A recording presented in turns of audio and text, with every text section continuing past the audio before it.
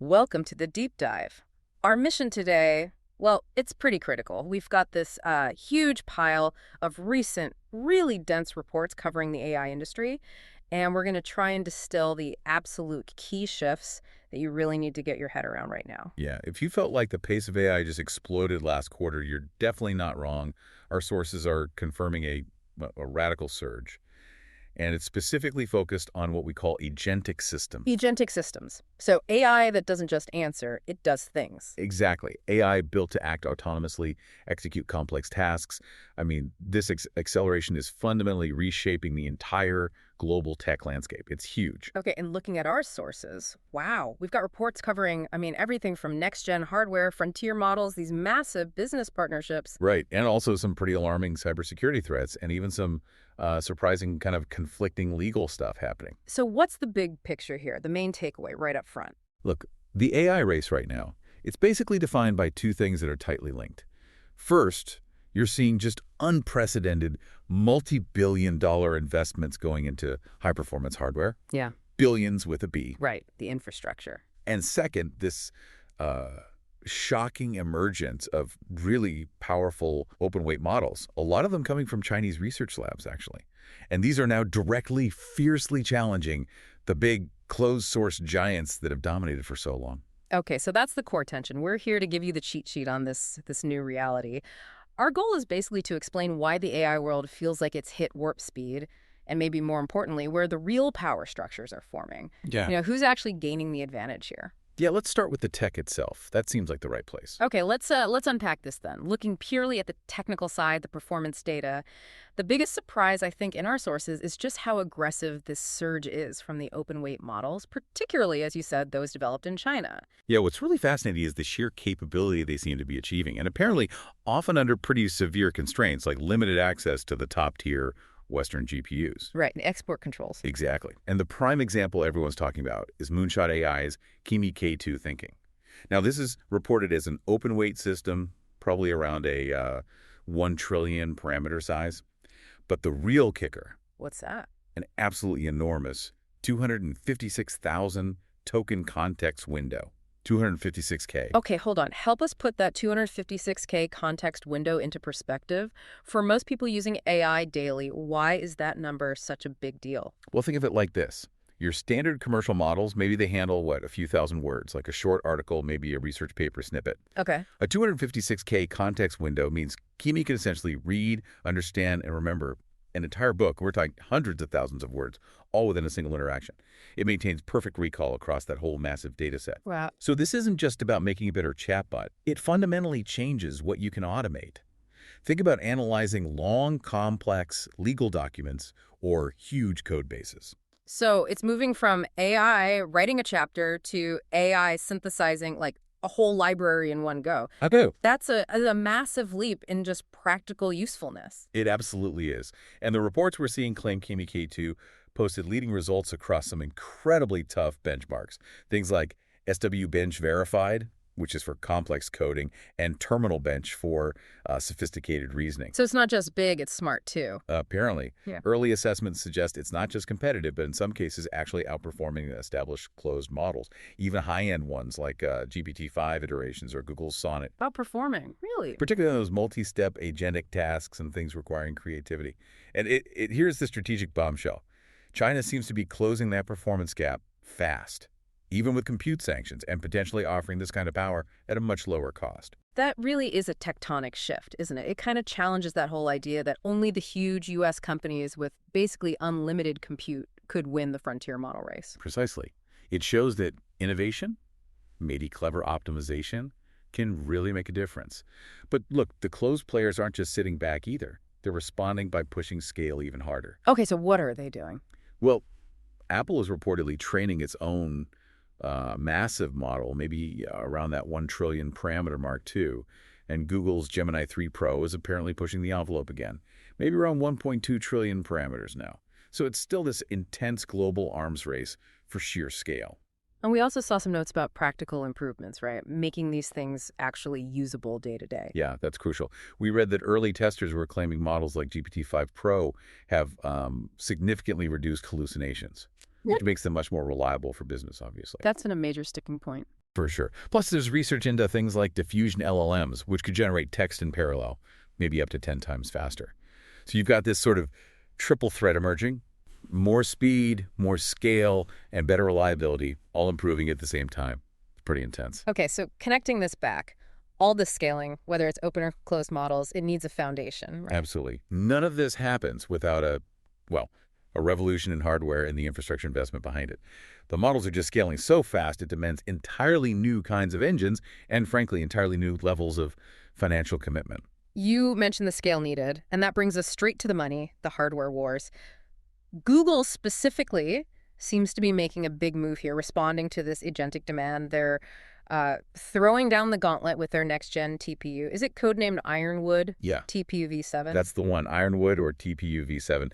And the claims are pretty staggering. They're talking about a 10 times peak performance increase over their previous PPUs. 10 times. Wow. And they're explicitly designing it for these agentic workloads. Because running agents, with all the data retrieval and multi-step planning, it's way more compute hungry than just spitting out a paragraph of text. Makes sense. And it's not just Google. Our sources were highlighting players like Modular, AMD, Supermicro. Mm-hmm.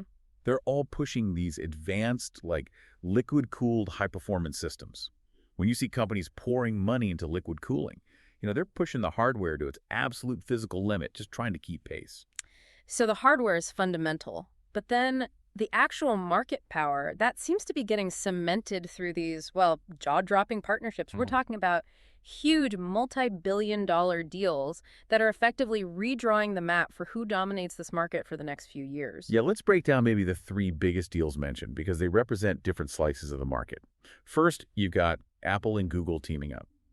That reported $1 billion annual deal to get Gemini AI into Siri.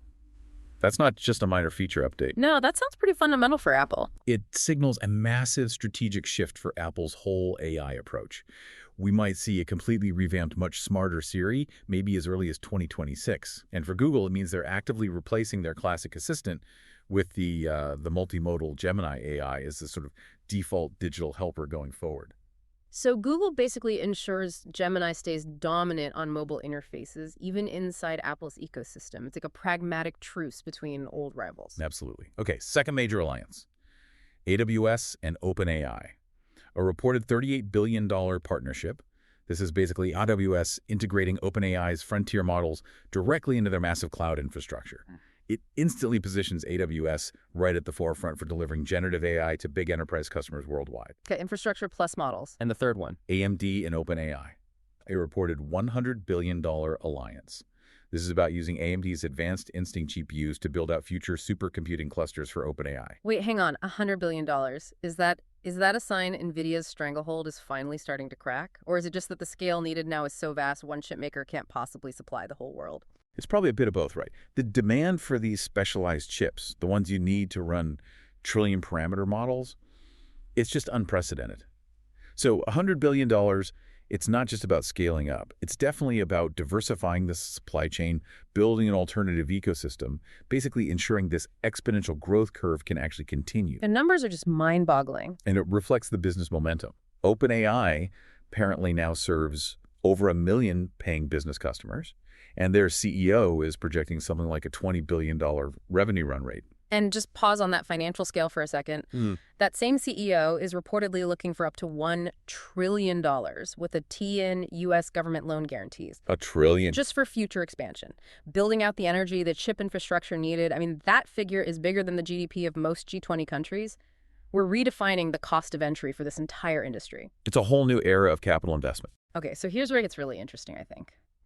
Because all this money, all this tech, it's fundamentally changing what AI does.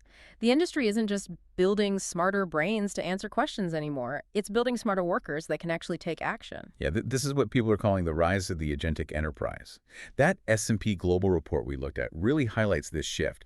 It said 58% of organizations are actively pushing towards implementing these agentic AI systems. AI that can act autonomously within their business. 58%. Wow. And that push alone is driving that incredible 500% surge in GPU demand we mentioned earlier.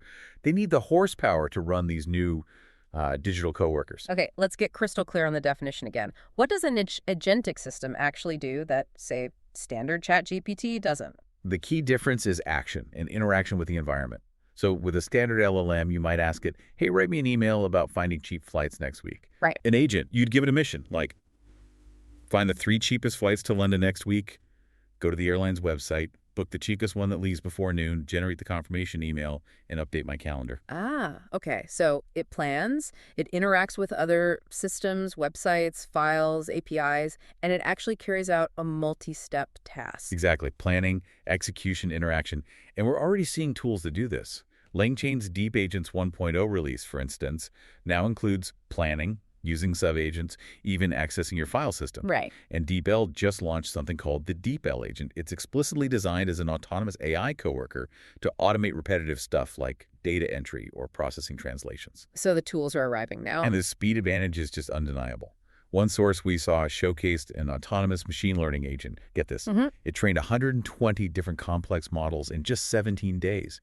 It completely outperformed typical human teams in a $100,000 competition set up to benchmark efficiency. 120 models in 17 days. That's why adoption is picking up speed, I guess. You bet. And this agentic shift is hitting consumers directly too, replacing older tech.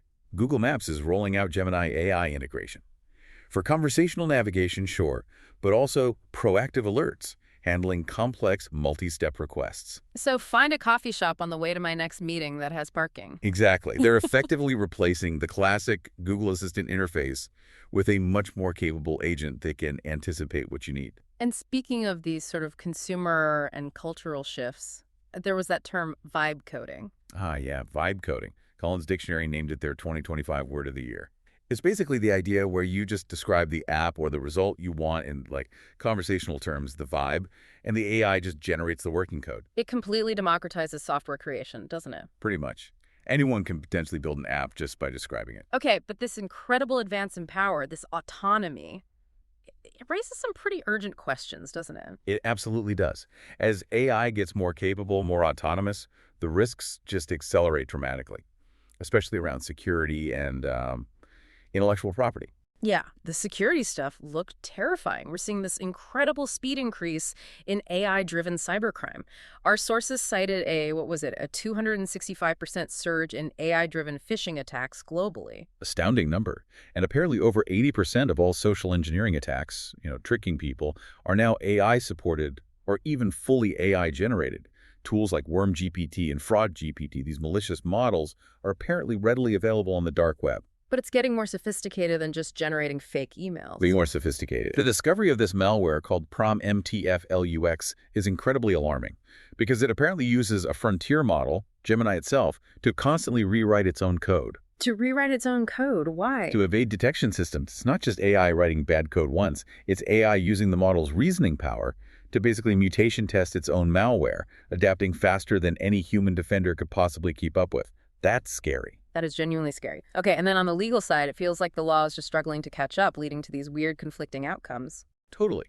On one hand, you had that UK High Court ruling that largely dismissed Getty Images' huge copyright claims against Stability AI. Right, the image generation model. Yeah, and that ruling seemed to really favor innovation, the need to train these big models on vast data sets over the established rights of creators like Getty. But that's not the whole story, is it? No, contrast that with the really strong global reaction, especially from iconic creators like Studio Ghibli, remember, and other major Japanese artists.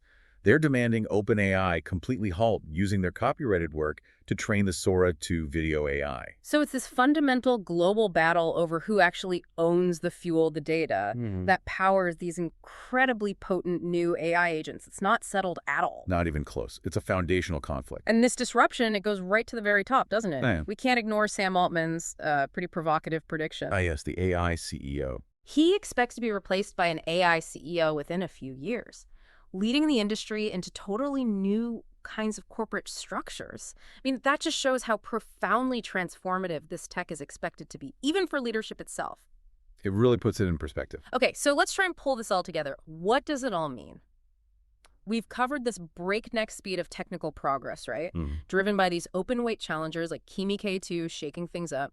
We've seen unprecedented market consolidation, massive resource allocation through those huge partnerships, Apple, Google, AWS, AI, AMD, OpenAI. Yeah. But the really critical, the defining shift seems to be this rapid pivot towards AI that doesn't just answer you, it acts for you. It plans, it does things. That's the core trend. Hmm. And critical thinking here is just absolutely essential. You have to understand this. AI is shifting from being a passive tool you decide to use to becoming an active entity, an agent that operates autonomously for you. Or, as we saw with the security risks, potentially against you in the real world. And that forces us to fundamentally rethink everything. How we manage work, how we handle security governance, the whole lot. Which leads us perfectly into our final provocative closing question for you, the listener.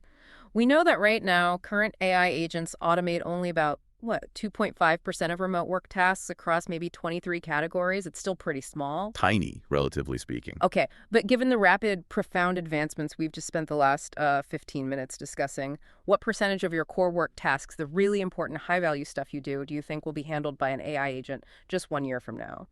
And maybe more importantly, are you actually ready to hire, supervise, and, manage those incredibly powerful new digital coworkers?